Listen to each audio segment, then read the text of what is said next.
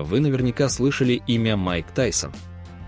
Но знаете ли вы, сколько секретов скрывает его жизнь? От стремительного взлета к славе и рекордным гонорарам до неожиданной потери миллионов и невероятных поворотов судьбы. В этой истории есть все – роскошь, слава, падение и новое рождение. Сегодня вы узнаете то, о чем редко говорят открыто. О скрытых сторонах жизни Железного Майка и о том, каким он стал в 2025 году. Досмотрите этот выпуск до конца, самые интересные факты ждут вас там. История Майка Тайсона началась в Бруклине, одном из самых непростых районов Нью-Йорка. Он появился на свет 30 июня 1966 года и с самых ранних лет столкнулся с трудностями, которые могли бы сломить кого угодно. Но именно они закалили будущего чемпиона. Майк рос в условиях, где каждый день приходилось доказывать свое право на уважение, и часто он оставался без защиты. Единственным настоящим увлечением маленького Майка стали голуби. Он мог часами наблюдать за птицами и ухаживать за ними, находя в этом покой и уверенность. Это занятие выглядело необычно для ребенка, окруженного суровой улицей, но именно голуби стали для него точкой опоры.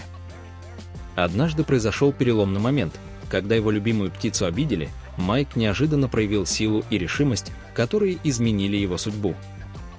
С этого дня окружающие начали смотреть на него иначе. Подростковые годы привели Тайсона в специальное учебное учреждение, где он впервые встретил людей, сумевших рассмотреть в нем не только сложного подростка, но и будущего спортсмена. Одним из первых наставников стал бывший боксер Бобби Стюарт, который поставил условие: если Майк хочет заниматься боксом, он должен серьезно отнестись к учебе и дисциплине. Тайсон принял это условие и с каждым днем становился все сильнее. Уже в 13 лет он поднимал веса, с которыми не справлялись многие взрослые, а его удары выделялись мощью и скоростью. Вскоре его талант заметил человек, который сыграл ключевую роль в его будущем – легендарный тренер Каз де Амато. Для Майка он стал не только наставником, но и второй семьей. Каз окружил юношу командой профессионалов и дал ему философию бокса, которая превратила Тайсона в будущего гладиатора ринга. Эти первые годы стали фундаментом. Из обычного подростка Майк превращался в личность, чья история была готова покорить мир. Под руководством Каза де Амато юный Майк Тайсон стремительно превращался в уникального бойца. Его тренировки были предельно строгими, он оттачивал движения снова и снова, изучал старые бои великих чемпионов и учился не только физической силе, но и психологической устойчивости. Де Амато внушал ему мысль, что настоящий чемпион должен выходить на ринг не ради славы, а ради того, чтобы доказать миру свою непобедимость. В 1985 году, когда Тайсону было всего 18 лет, он дебютировал на профессиональном ринге. Этот момент стал началом легенды. За один год он провел сразу 15 боев и в каждом из них одержал победу. Большинство соперников падали уже в первом раунде, настолько мощным и неожиданным был натиск молодого боксера. Всего через год, в 1986 году, Майк Тайсон стал самым молодым чемпионом мира в тяжелом весе по версии WBC. Ему было всего 20 лет. Этот рекорд до сих пор не побит. Победа принесла ему не только титул, но и миллионы долларов. Майк оказался в центре внимания всего мира, газеты, телевидение и спортивные журналы писали о нем ежедневно. Но Тайсон не стремился к внешней показной роскоши, его стиль на ринге отражал его внутреннюю философию. Он выходил без музыки, в простых черных трусах, с коротким плащом на плечах и черными боксерами на босу ногу. Этот образ производил эффект, зрители чувствовали, что перед ними не просто спортсмен, а гладиатор, который выходит побеждать. К концу 1987 года Тайсон стал абсолютным чемпионом мира, объединив все основные пояса. Он заработал десятки миллионов и вошел в историю как символ силы, скорости и неукротимой воли. Но вместе с мировой славой в его жизнь вошли и другие стороны успеха – деньги, внимание, искушения, которые скоро приведут его к совершенно иному этапу судьбы. К концу 1980-х Майк Тайсон был не просто чемпионом, он стал символом целой эпохи. Его гонорары измерялись десятками миллионов долларов, а каждый выход на ринг превращался в мировое событие. В это время Тайсон начал жить так, как мало кто мог себе представить. Особняки, редчайшие автомобили, ювелирные украшения и даже экзотические животные стали частью его повседневности. Он тратил миллионы на роскошные вечеринки, арендуя целые клубы и устраивая праздники, где количество гостей доходило до сотен. Для своей первой жены Майк преподнес, пожалуй, один из самых необычных подарков в мире – ванну из чистого золота и драгоценных камней стоимостью более $2 миллионов. Его коллекция автомобилей включала десятки моделей, от редких Ferrari и Lamborghini до эксклюзивных Rolls-Royce и Bentley. Некоторые машины он дарил друзьям, даже не успев на них поездить. Но самым неожиданным элементом его роскоши стали бенгальские тигры. Тайсон содержал нескольких животных у себя дома, тратя сотни тысяч долларов на их уход. Это был яркий символ того, как далеко он ушел от бедных улиц Бруклина. Однако вместе с этой роскошью начали приходить трудности. Постоянные траты, не всегда надежное окружение и финансовые ошибки постепенно подтачивали его состояние. Майк все чаще доверял людям, которые заботились не столько о его карьере, сколько о собственных интересах. Контракты с промоутерами приносили миллионы, но часть этих денег исчезала, и вскоре сам Тайсон понял, что теряет контроль над своим богатством. Эта эпоха стала поворотной. С одной стороны, он жил как король, окруженный золотом, машинами и восторгом публики, с другой, именно тогда начали закладываться причины будущего падения. В начале 1990-х Майк Тайсон столкнулся с самым трудным периодом своей жизни. Там, где раньше его окружали овации и миллионы, начали появляться скандалы, судебные дела и финансовые сложности. Ошибки в управлении состоянием, расточительность и проблемы с контрактами постепенно разрушали его империю.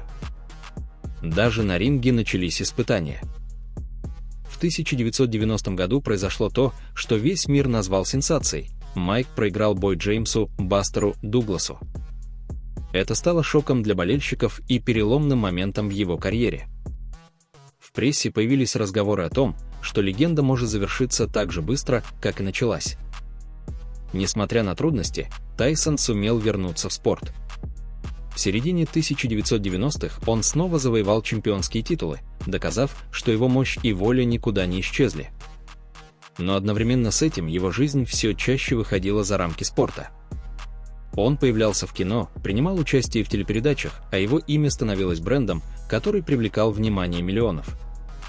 В 1997 году мир стал свидетелем одного из самых скандальных эпизодов в истории бокса – боя с Эвандером Холлифилдом. Этот поединок вошел в историю не только результатом, но и эмоциональностью. Тайсона дисквалифицировали, но, вопреки ожиданиям, именно после этого случая два чемпиона стали друзьями. Это было доказательством того, что даже самые громкие конфликты могут обернуться уважением. В конце десятилетия Майк снова оказался в центре внимания. Его возвращение на ринг собирали арены, а гонорары за бои достигали десятков миллионов. Но несмотря на новые успехи, внутренние и финансовые трудности никуда не исчезали. Тайсон все чаще задумывался о том, что его жизнь не должна ограничиваться только спортом. Эти годы стали для него проверкой на прочность. Он потерял многое, но сохранил главное – свое имя, которое продолжало вдохновлять миллионы поклонников бокса по всему миру. Сегодня, в 2025 году, Майк Тайсон – это уже не только легенда бокса, но и человек, который смог переосмыслить собственную жизнь. Несмотря на то, что за карьеру он заработал более $400 миллионов, его состояние сократилось до гораздо скромных сумм. Но теперь для него главным стало не количество нулей на счету, а то, как использовать свой опыт и имя для новых проектов. Тайсон активно участвует в шоу-бизнесе, снимается в фильмах, появляется на телевидении, ведет собственные подкасты. Его юмор, харизма и искренность сделали его популярным далеко за пределами боксерского ринга. Более того, он выступает с мотивационными речами, делится своим опытом борьбы с трудностями и вдохновляет тех, кто оказался на распутье. Финансово Майк тоже нашел новые источники дохода. У него есть бизнес-проекты в сфере развлечений, он инвестирует в спорт и участвует в создании медийных продуктов. Его имя остается востребованным брендом, а каждое новое появление в публичном пространстве вызывает интерес. Семья занимает особое место в его жизни. Тайсон стал более спокойным и сосредоточенным на близких. Он открыто говорит о том, что прошлые ошибки стали для него уроком, и сегодня старается жить так, чтобы приносить пользу окружающим. Вместо роскошных вечеринок и беспечных трат он строит новую репутацию человека, который прошел через взлеты и падения, но сумел остаться символом силы и воли. В 2025 году имя Майка Тайсона по-прежнему известно каждому. Но теперь оно ассоциируется не только с легендарными боями, но и с историей о том, как даже самые яркие звезды могут найти новый путь после сложных испытаний. История Майка Тайсона – это не только рассказ о легендарных боях, огромных победах и роскошной жизни. Это история о том, как человек может пройти через невероятные испытания, остаться в памяти миллионов и найти для себя новый путь. Спасибо, что были с нами до конца этого выпуска. Если вам понравилось видео и вы хотите увидеть еще больше историй о самых ярких и влиятельных людях современности, подпишитесь на канал, поставьте лайк и поделитесь своим мнением в комментариях. Нам важно знать, что именно вам интересно. До скорой встречи в новых видео на Luxury Insight.